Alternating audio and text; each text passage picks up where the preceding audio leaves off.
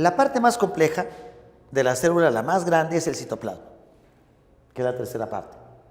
El citoplasma es el contenido celular que se halla entre la membrana, mira, y el núcleo eucariótico. El citoplasma es muy complejo, tiene muchos componentes, tiene muchos organelos, y aquí suceden las funciones metabólicas. Aquí sucede la digestión, acá sucede el empaquetamiento, la elaboración de moléculas. ¿Dónde están? En el citoplasma. La cantidad de organelos depende de lo que la célula realiza. Por ejemplo, si fuera una célula animal de tipo muscular, por ejemplo, tiene muchas mitocondrias para el aporte de energía. La mitocondria forma el ATP. En este caso hemos dibujado en este lado, mira, la célula vegetal y acá la célula animal, para poder comparar. En la vegetal tiene que tener muchos cloroplastos, no en la animal. Pero en la vegetal tampoco toda la planta tiene cloroplastos.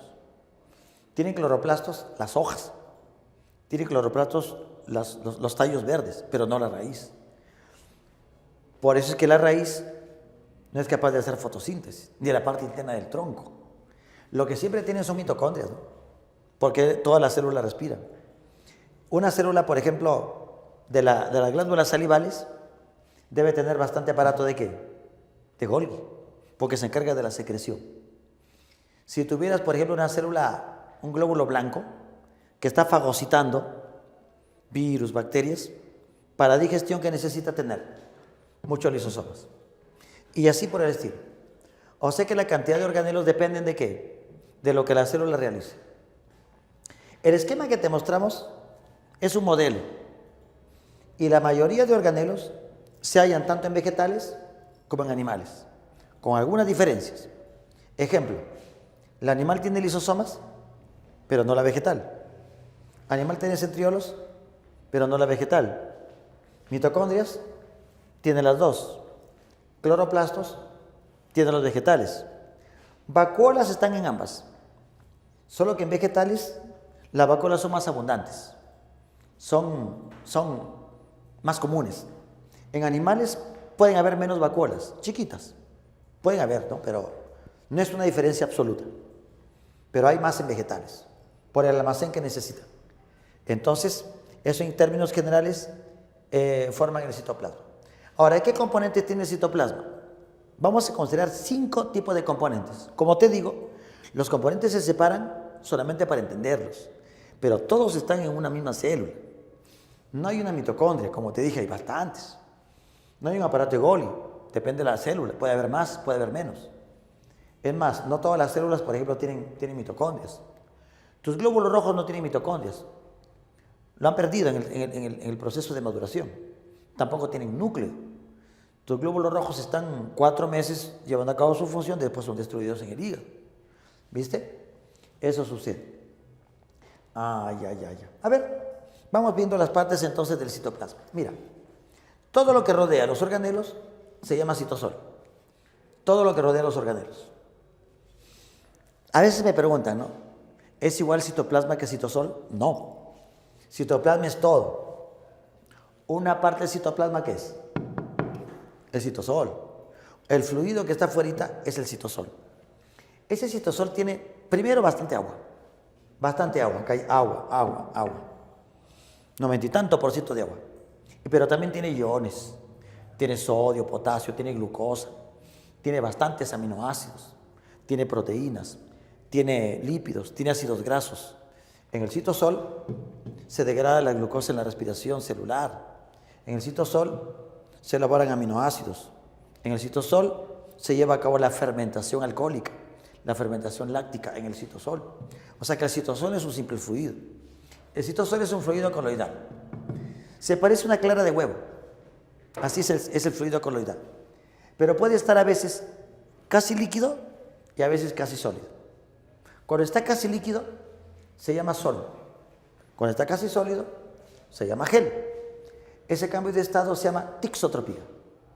Se llama tixotropía. Aparte de otras propiedades físicas que tiene, ¿no? Un efecto óptico llamado efecto Tyndall, entre otros. Movimiento browniano. Se mueve. Algo que es importantísimo en el citosol, que no esté en la procariótica, solo en eucarióticas, es el citoesqueleto. El citoesqueleto, como su nombre lo dice, un esqueleto celular.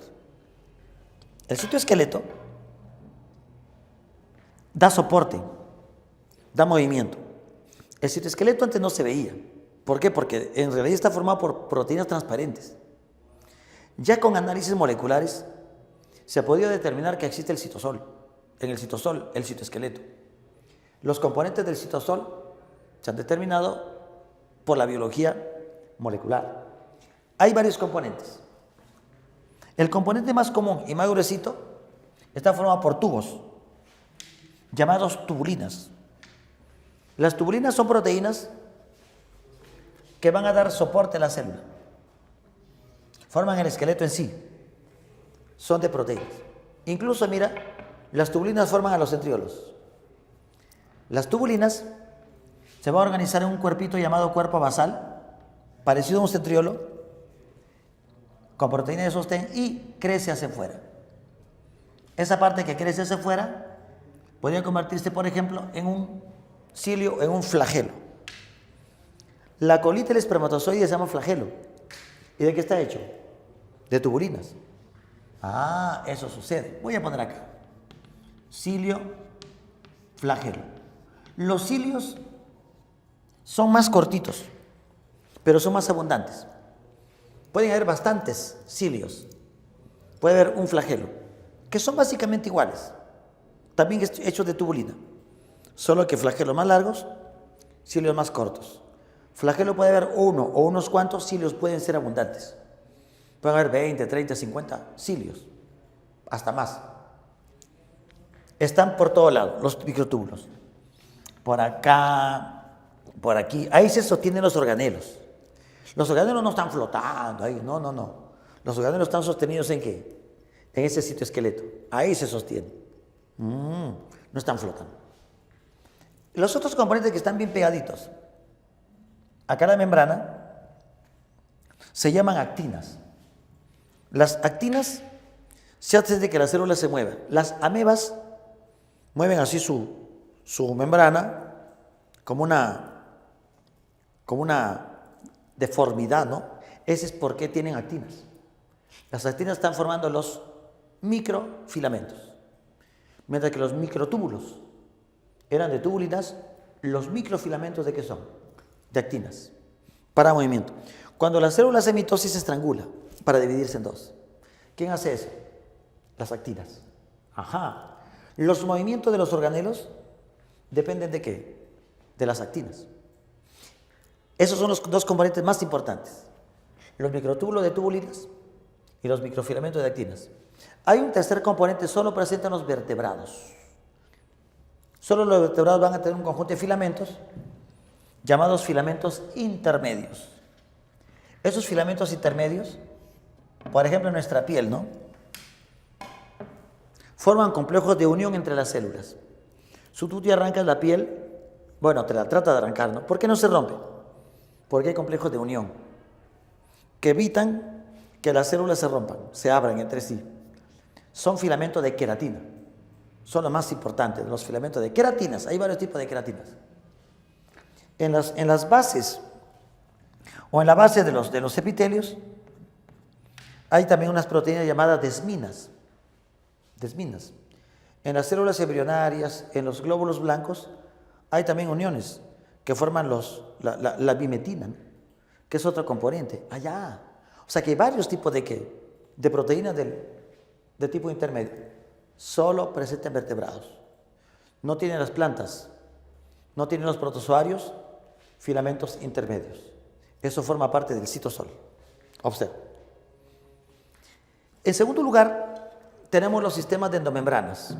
Son membranas internas celulares. ¿Qué son? El retículo endoplasmático rugoso, que tiene ribosomas en su superficie, mira.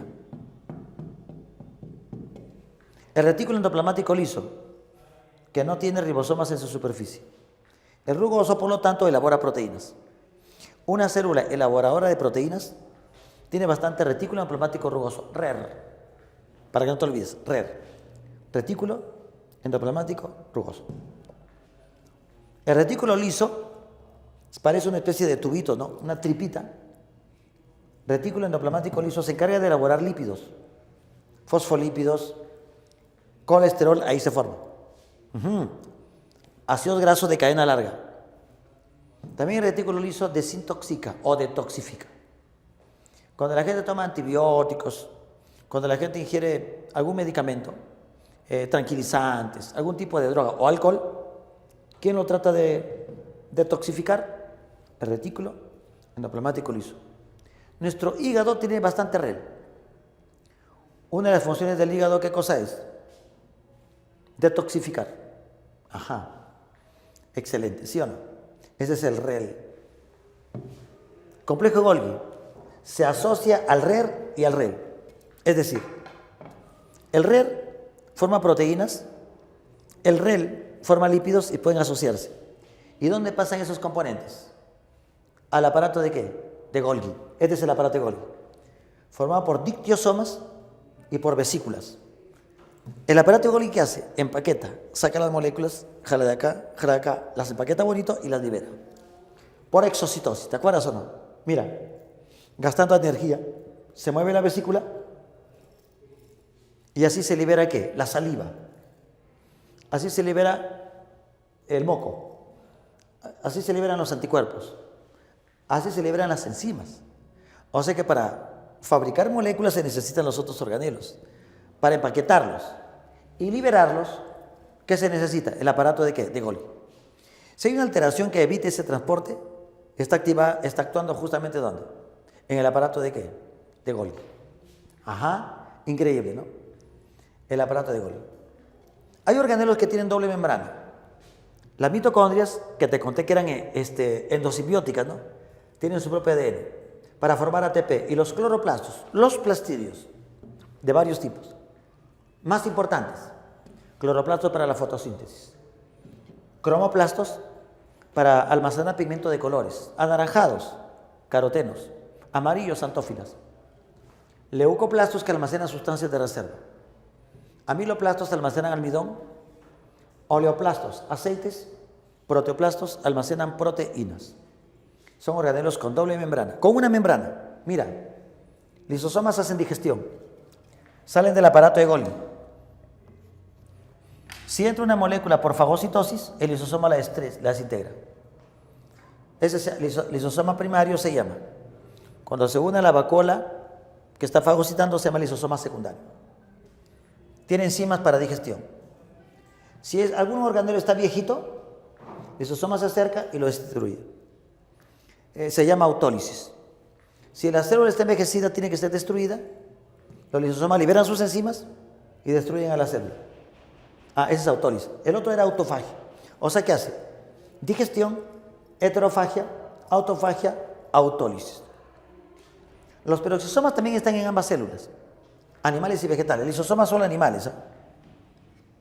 Voy a poner acá, A de animales. Peroxisomas tienen una enzima llamada peroxidasa, catalasa. Es una peroxidasa llamada catalasa. ¿Qué hace? Degrada H2O2, que es el peróxido de hidrógeno, que es una sustancia que podría alterar a los cromosomas y otros. El glioxisoma está en algunos vegetales, en semillas, convierte grasa en carbohidratos. Son un tipo de peroxisomas. Y las vacuolas están más en plantas, almacenan líquidos, almacenan agua, regulando la presión llamada turgencia en vegetales. Entra agua pero no estalla. La vacuola almacena agua, almacenan también desechos, almacenan aceites, almacenan sustancias aromáticas. Esos son las vacuolas. Son los organelos con una membrana. ¿Y cuáles son los que no tienen membrana? Los centriolos, que dirigen la mitosis. Los dos centriolos tienen un material pericentriolar que se va a encargar de dirigir la mitosis en células animales. En vegetales no hay centriolos. Estos entonces están en animales. Y finalmente, para terminar esta partecita del citoplasma, tenemos a los ribosomas, que te conté que son más grandes que los ribosomas eucarióticos. Los ribosomas se hallan libres. Pueden hallarse formando pequeñas cadenas junto con ARN mensajero.